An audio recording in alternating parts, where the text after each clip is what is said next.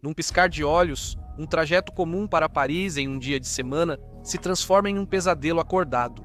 Enquanto um trem lotado avança desgovernado pelos trilhos, os passageiros indefesos só podem se preparar para o impacto iminente. A viagem de 75 minutos de Milão até a Gare de Lyon está cheia com a típica variedade de passageiros cansados. Para muitos, é um trajeto diário, mas a viagem de hoje está prestes a entrar para a história pelos motivos errados. O trem desliza pela sua rota, aproximando-se suavemente de uma de suas estações habituais, Le Ver de Maison. No entanto, ele não para mais lá devido a uma recente mudança no horário de verão. Ao passar pela estação, algo inesperado acontece. Um passageiro no segundo vagão se levanta de repente e aciona o freio de emergência, parando o trem bruscamente. Em seguida, eles saem correndo do vagão. Na cabine de controle, o maquinista Daniel Saulin se vê lidando com as consequências da ativação do freio de emergência. Ele vai redefinir os freios entre a cabine do maquinista e o primeiro vagão de passageiros, junto com o condutor, Jean Bove. Saulin encontra a alavanca travada e pega outra alça próxima para fazer força, mas os freios ainda estão travados quando ele retorna para sua cabine. O motorista acredita que há ar em excesso no freio pneumático após o acionamento do freio de emergência. Ele acha que liberar o ar manualmente resolverá o problema. Em vez de chamar os engenheiros como deveriam, Saulin e Bove liberam manualmente o ar dos freios em todos os 7 vagões de passageiros. Quando Saulin retorna ao assento, tudo funciona e ele segue para a Gare de Lyon. Mas Saulin não percebe que desencadeou uma série de eventos invisíveis, começando por um sistema de freios defeituoso. Agora, com mais de meia hora de atraso, Saulin recebe a ordem de pular a última parada antes da Gare de Lyon. Eles passam pela estação Maison-Alfort sem diminuir a velocidade. Uma decisão crucial que só viria à tona mais tarde. Enquanto isso, na Gare de Lyon, um trem de saída foi atrasado na plataforma 2 porque o condutor ainda não chegou. O primeiro vagão fica ao lado da escada principal da plataforma subterrânea. Por isso, a maioria dos passageiros se sentou nele. Enquanto o trem de saída espera, ainda mais passageiros do que o normal embarcam nele, lotando o vagão, com passageiros frustrados. O trem de Saulin segue para a plataforma 2 e desce em direção à Gare de Lyon a mais de 60 milhas por hora.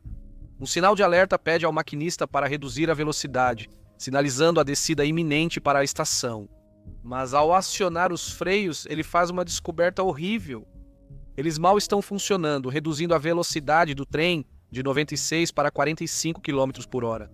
Assim, a gravidade vence os freios e ele acelera de novo. Com o trem de 300 toneladas desgovernado, a menos de 1 quilômetro de uma estação lotada, Saulin entra em pânico. O cenário é de desastre, mas ainda existe esperança. Para evitar colisões, a ferrovia instalou sistemas que direcionam automaticamente trens para plataformas vazias nessas situações. Mas o que aconteceu em seguida iria sobrepor esses sistemas de segurança. O maquinista alerta freneticamente a sala de controle. "Parem tudo, estou sem freios", acionando um alarme agudo que ecoa pela sala de controle. O centro e o maquinista avisam todos os trens de passageiros próximos. Instantaneamente, o alarme ativa um protocolo geral de fechamento que paralisa toda a rede. Todos os trens próximos à Gare de Lyon estão parados, aguardando instruções. O protocolo também cancela o desvio de trilho pré-definido. Mesmo sabendo de um trem desgovernado, os sinalizadores não sabem qual dos 4 trens perdeu o controle, porque Saulin não se identificou.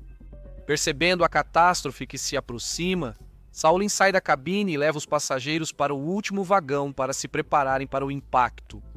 Mas isso também significa que ele agora está sem contato com o controle da estação. Enquanto isso, na Gare de Lyon, o condutor de saída finalmente chegou. Mas o alarme agudo cortou todas as comunicações, deixando ele e o maquinista sem saber do perigo. Às 19h08, o trem desgovernado entra na estação e seus passageiros se preparam para o impacto. Os oficiais tentam alertar a todos, mas o trem desgovernado está a menos de 1 minuto de distância.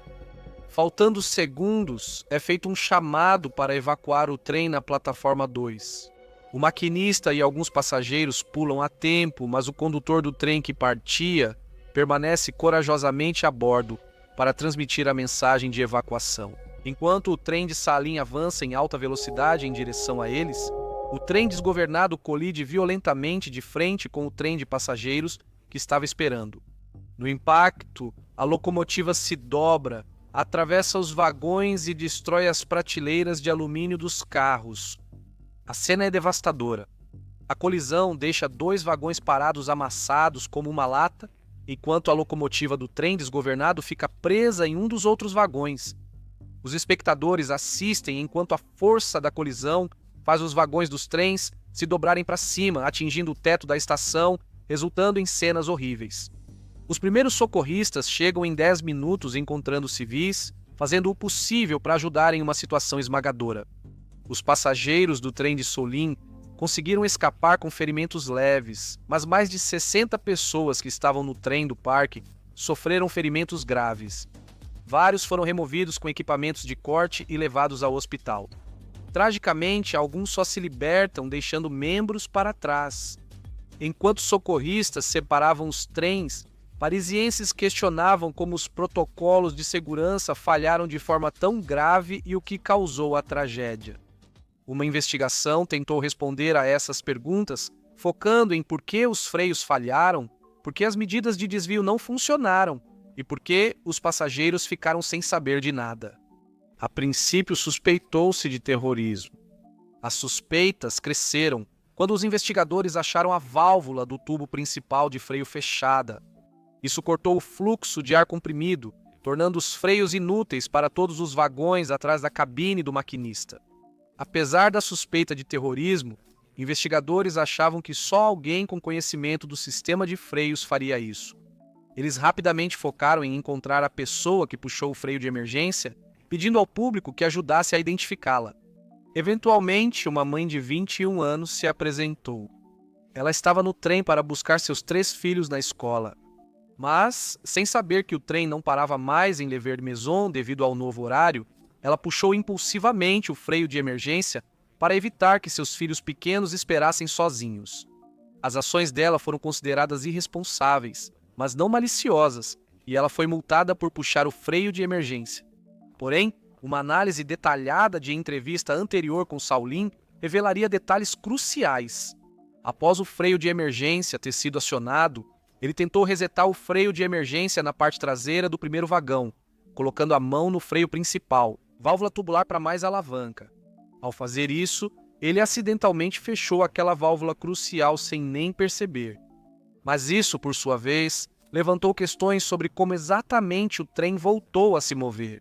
Apesar do mecanismo de segurança projetado para travar os freios quando a válvula principal está fechada, Salim conseguiu reiniciar o trem com a ajuda do condutor. Ao destravar os freios dos vagões, ele não sabia que, com a válvula principal fechada, não era possível reabastecer o sistema com ar. Isso queria dizer que só o primeiro dos 8 vagões tinha freio. Mesmo com a frenagem limitada, os investigadores constataram que chances importantes de parar o trem em alta velocidade foram perdidas. Os controladores instruíram Salim a passar por Maisons Alforts e ir direto a Gare de Lyon para recuperar o tempo perdido. Maisons Alforts está em terreno plano, poucos quilômetros antes da descida íngreme para a Gare de Lyon. Se o maquinista não fosse orientado a pular a estação, poderia ter percebido o problema no freio e parado o trem com segurança cortando a energia. Além dos erros humanos já registrados, Salim esqueceu de acionar o freio elétrico do trem. Ele disse que os freios elétricos eram pouco usados por maquinistas por serem pouco confiáveis e desgastarem muito as pastilhas. Então nem passou pela cabeça dele usá-lo. Ao acionar o alarme na cabine, Salim não se identificou nem informou onde estava. O que confundiu os controladores, que tentavam gerenciar vários trens e descobrir qual deles estava com problemas. As coisas pioraram quando Salim saiu da cabine, que era o único meio de comunicação com o controle da estação. Então, quando ele não respondeu às chamadas deles, a situação ficou ainda mais caótica. O procedimento geral de fechamento, acionado pelo alarme dele, desligou as rotas pré-programadas, impedindo que o trem desviasse automaticamente para uma via vazia, o que levou à colisão na plataforma 2. Com o avanço da investigação, ficou evidente que os reais problemas eram erros humanos, julgamentos ruins e protocolos de segurança ignorados. A Agência Nacional de Ferrovias reagiu à tragédia reformulando a segurança. Instalou interfones avançados para comunicação direta entre passageiros e maquinista, freio de emergência exclusivo para condutores, treinamento intensificado e modernizou a rede de rádio. A colisão deixou a cidade de luto pela morte de 56 pessoas. Acredita-se que todas as vítimas fatais eram passageiros do trem de saída que estava parado. 4 anos após a colisão, Shaolin foi condenado por homicídio culposo e pegou 4 anos de prisão, com 3 anos e meio da pena suspensos. Cumpriu 6 meses. O guarda que atrasou a partida do trem de saída também foi condenado por homicídio culposo e recebeu uma sentença de 2 anos, com pena suspensa. O controlador da estação foi inocentado da acusação. A ferrovia estatal foi absolvida, mas teve que pagar a maioria das indenizações civis aos sobreviventes e familiares das vítimas. O acidente na Gare de Lyon expôs o custo humano da negligência que levou a um dos piores desastres ferroviários da Europa. Assista a este episódio a seguir. Se você achou este vídeo interessante, por favor, deixe um like e um comentário se quiser apoiar o canal.